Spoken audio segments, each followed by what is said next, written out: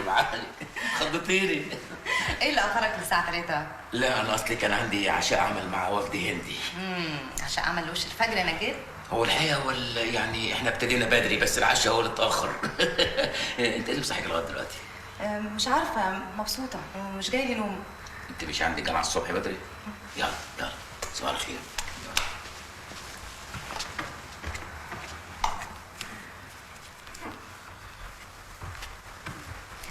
بابي في ايه؟ عايزه تقولي حاجه؟ تعالي.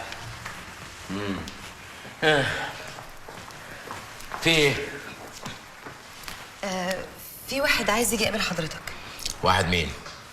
هو قال لي انه عايز يكلم حضرتك في موضوع كده. موضوع ايه؟ هو عاوز يخطبني. شفتيه فين؟ في الجامعة. في الجامعة. شفتيه كم مرة؟ مرتين. مرتين.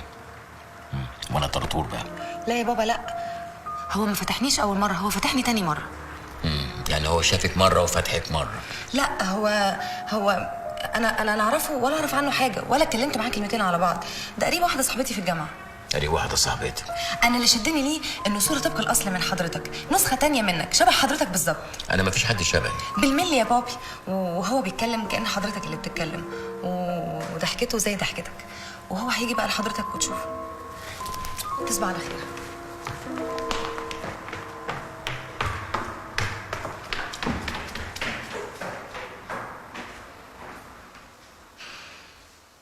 حبيبة.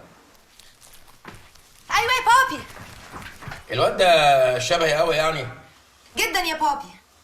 طولي ولا اقصر مني؟ طولك بالظبط. مسمسم؟ مسمسم. طب انا بقى مش مسمسم.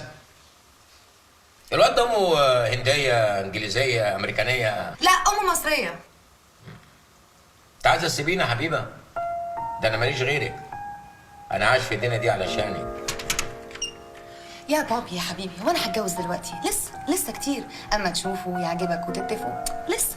احنا قدامنا على الاقل عشان نتجوز شهر. شهر؟